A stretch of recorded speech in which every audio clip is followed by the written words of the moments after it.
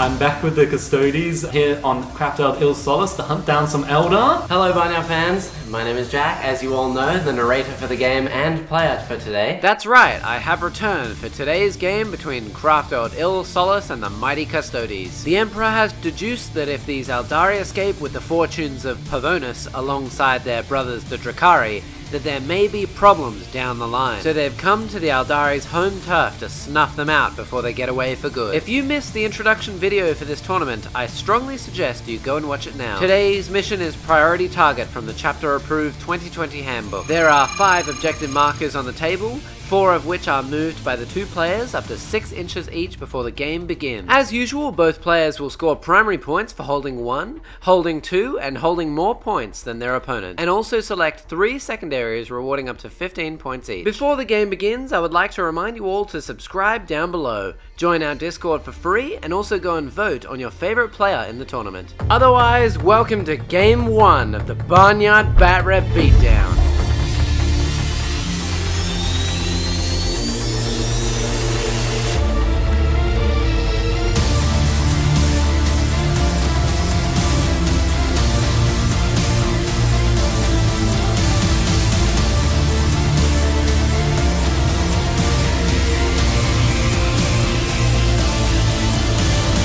So the secondaries I've gone is Deploy Scramblers, Priority Target, and Assassinate. I'll start with Assassinate. My goal with Assassinate is to try and hunt down those 3 characters to get me the max points of 9 for that. I know it's not full, but his list doesn't really give or take much more, so Priority Target is a very good one for my army to achieve. It's 2 objectives. I've got to hold 1 for some points, hold 2 for more points. Custodians excel at doing that. We got 2 objectives we need to focus on, that's it. And then Deploy Scramblers. Now this one's a little bit more tricky because I have to lose a unit's actions. Custodians, we need everybody doing everything at overtime. So as for my secondaries today, I've taken Priority Target, same as Jordan, because it's a pretty easy one to get. I only need to have a unit on my priority point for 3 points. Pretty easy, and if I can take both, I get 5 points, easy. I took Engaged on the fronts because I'm Eldar. I got some really fast moving stuff. The Lynx is fast, the Hornets are fast, the Spectres are fast, so I should be able to get in there, and I've got lots of deep strikes as well. And then the last one I took was Teleport Homer, because I do have a lot of infantry units all deep striking, and Jordan's playing Custodian, so he's got limited units, which should allow me to deep strike into his deployment zone. Otherwise, if he wants to come to me, it's a win. If he wants to stay back, it's a win. The way it's gonna be, I suppose, it's the best objective I can take, so we'll see how it goes. Let's defend this planet.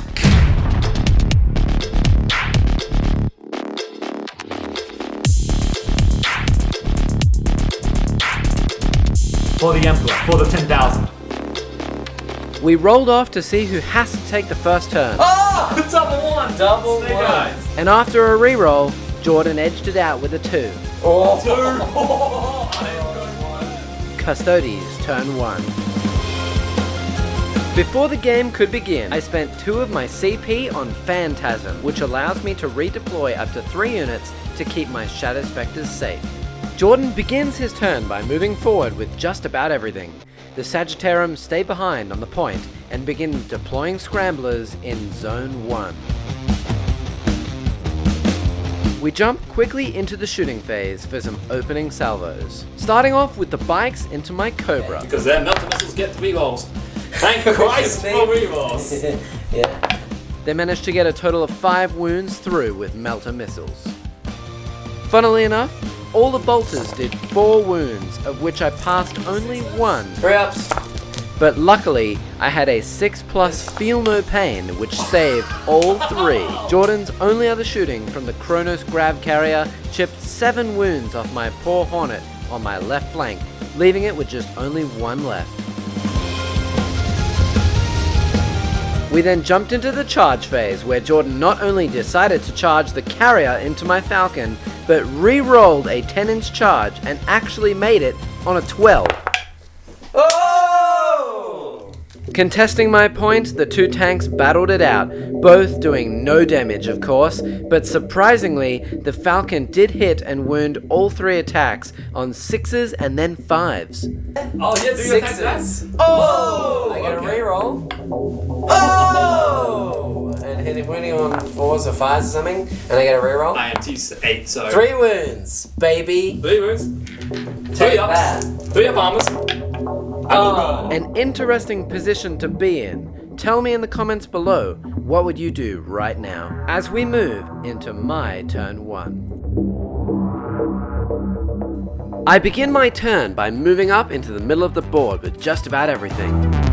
I have a clever plan to get rid of this Kronos grav carrier and its entire payload, along with his Warlord, by blowing it up while it's surrounded. Even a 6-inch pileout would not suffice against this many tanks. Now going into the best phase, the Psychic phase. I start by spending a CP for +1 to cast with Seer Council, and then cast Jinx onto the Kronos, which fails. Guide onto the Spectres, which passes, and Doom onto the Kronos, which Jordan spends a CP to deny on a 4+, and does. No Doom for you. Rocketing into the shooting phase, those very Spectres lead the way into the Kronos, and Jordan spends 2 command points to deny all rerolls against it for the phase. Ouch. They do a total of 6 damage and are followed up by the Cobra, who only manages a measly 2 wounds as Jordan spent a CP to reroll a 5+ invulnerable save, which would have done 6 damage. Continuing the trend, my first Falcon found its mark with a 6 flat damage shot from a Brightland. Oh, down to 4 wounds. Yes. In hindsight, this is where I should have left it, as Jordan cannot move and cannot get out because everything is too big, giving me another turn to shoot it next turn, as I'm already holding this point. But I wanted it dead, so the second Falcon finishes the job. Exactly enough. Now here's where things get interesting. Jordan has to roll to see if it explodes first. Then he places models if he can, and then rolls a dice for each of those models. If he rolls a 6, the Hornet that the Kronos took down to only 1 wound will die, and 500 points of his army will get out and completely wipe my backline. Do I explode? Please no. Please don't roll a 6. Explode. Oh no! Wait. No! Yes! Oh! What does that mean? Means it's gonna do a lot of damage. That's a very bad sign for me. With just the links left and being flat 3 damage, I found it pointless to shoot into those models, so I shot into the Sagittarum across the board to try and kill them all and deny some points, and only killed 1. Lastly, my other Hornet tries to avenge its brother who didn't even get to play, and does a measly 2 damage into the Sagittarum. A rough turn for the Aldari. I did forget to mention that a unit of Dire Avengers that got out of a Falcon took the teleporter to the floating island on the other side to grab me and engage on all fronts. As usual, I was way too aggressive with my playstyle and charged my Kronos grav carrier straight into the heart of the forces, which in hindsight was very dumb. I could have lost easily over a quarter of my army in a single fell swoop. Well, I tried my best to play that as tactically as possible. However, because one of my Hornets was on a wound, and the vehicle exploded on a 6, thanks to the freaking Emperor's guiding light, he had a spot to put his models, and now I have to deal with those bikes, I gotta deal with the character, I gotta deal with the guard, some winged boys. But man, that was a hard turn. I don't know what's gonna be left after this. Those Dire Avengers are getting me 2 points in the backfield, and I've got a lot of stuff coming in from reserve as well. So we'll see what I can do. At the end of round 1, Jordan spent a total of 6 command points, leaving him on 6, and scored 3 points for priority target. However, he will score another 10 points at the beginning of his turn for primary, whilst I spent a total of 3 command points, leaving me on 7, and scored 5 points, 2 for engage on all fronts and 3 for priority targets, as we go into round 2.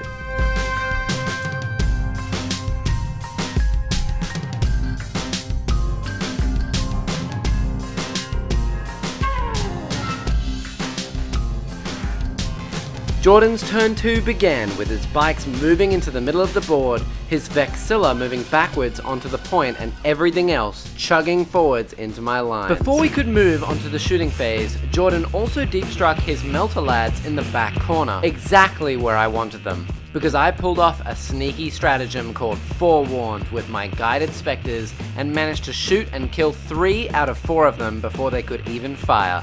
Take that, you big golden nerds! After taking them down, they used Fire and Fade to move behind the rock away from the Terminators in front of them, while still protecting the 2 Psykers. Jordan's shooting phase then began with lots of small arms fire, killing my Dire Avengers and doing some wounds to my Cobra and Falcon. The Sagittarum managed to shoot into the Lynx and do 2 more wounds before he spent another 2 CP on the Winged Boys to give them extra shots and automatic wounds on 6s to hit. They scratched another 4 wounds off the paint job of the Lynx before the bikes managed to kill off another 3 Spectres despite them having a 2+ armor save.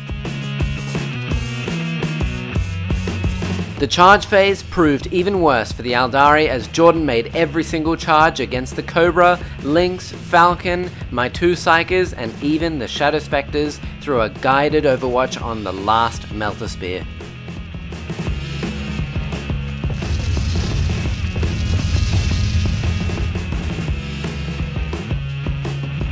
After watching giant golden men trample my units to death, including my Farseer and Warlock, who managed to fail exactly enough wounds to die each, I lost just a few more wounds off my tanks and Spectres, and then I hit back and not surprisingly dealt no damage.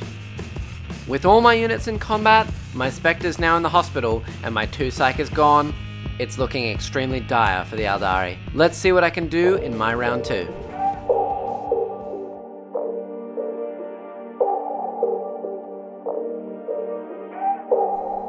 To start off my turn, the only things that moved were my Cobra and Falcon, and my Spectres took the teleporter to the floating rock above them. I also had reinforcements in the form of Scorpions, Hawks, and myself, the Autarch, deep strike into the lower left corner to shield the Autarch while he does the teleport homer action. Moving quickly onto the little shooting that I have left, those Spectres shoot down on the remaining resilient Melter Spear and fail to kill him. My Hornet decides to have a pot shot over at the Warlord with very little else to shoot, and manages to get 2 wounds through.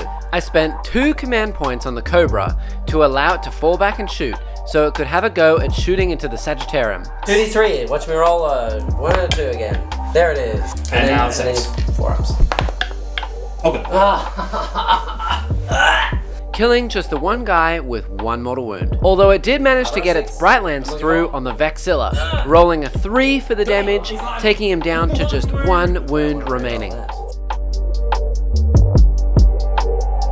At this point I thought, what the hell, I'll give it a reroll and got yet another painful 3. I'll do it in the train. In the show. 3, nah, he's 11-1. The final nail in the coffin came shortly after as the Falcon shot its payload point blank into the Warlord. Yeah! Decent damage, guys. Bypassing his 3+ invulnerable save with his Bright Lance. Can you kill him? No! And you would have used your reroll. And of course, rolled a 1 for damage.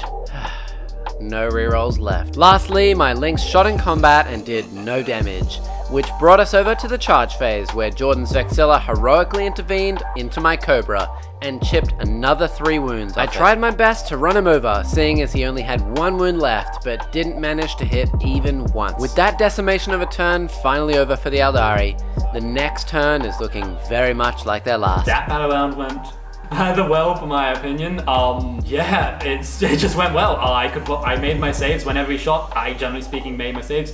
I lost very few models. I only lost a single Sagittarium from memory. Victory can slip through your fingers just like that, so I need to play my cards right, not get overconfident, not get cocky, and still play very carefully and close to the objectives. On to turn 3, let's see what I can do now. Let's see if I can hold some objectives, shall we?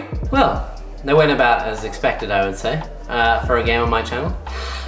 I tried my best. I rolled just enough fails for my Farseer and Warlock to die, so no more Psychic for the rest of the game. I had a solid 1 turn. The Cobra, I know everyone in the comments is going to be attacking my Cobra. I get it, it's very unreliable, but it's a fun model and I wanted to use it regardless.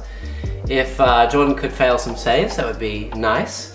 It is just shooting into Invon after Invon and doing nothing at the moment. The Custodians have kind of taken my half of the table, but I have tricks. I'm still going to get engaged on fronts, and I'm still going to get Teleport Homer in the back corner. Dice gods, give me some luck. Let's go. At the end of that turn, Jordan spent a total of 4 CP, taking him down to 3 left, and gained another 21 points, taking him up to 24. Whilst I managed to chew through 7 CP in that battle round, bringing me down to just 1 remaining, and salvaged a grand total of 13 points to take me up to 18. Jordan will score 15 points for primary and battle round 3, and with just a few models in the corner and almost all of my vehicles gone, this may be the end of the Aeldari.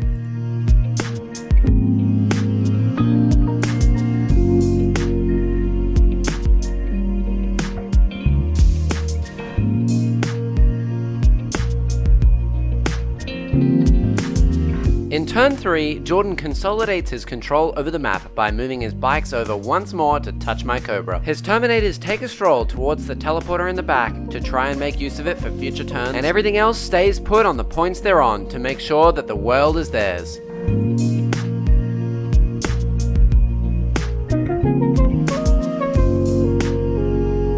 The first item on the list for cleanup duty is the Lynx, which is shot by pistols in combat and destroyed by the Hawkman. The Captain Commander shreds another 2 wounds off the Falcon right in front of him, preparing it for detonation, and the last Melter Spear has a crack at the Hornet and misses. Aha! I do not hit! Yes! How dare thee! Aftercharge. The bikes step up to the job, firing their bolters into the Falcon for another 1 wound, and the Melter Spears into the Hornet, which do a grand total of 2 damage. Jordan re-rolls 1 of those damage into a 5, and the last 2 shots from the Guardian Spears behind the rock finish him off. Moving into the charge phase, Jordan absolutely obliterates my remaining Falcon with the Hawkmen and Captain Commander, which doesn't explode like the rest of the vehicles before it. And those bikes shred a few extra wounds off my Cobra to leave me with just itself and a few infantry in the corners of the board. Let's give this turn our last hurrah.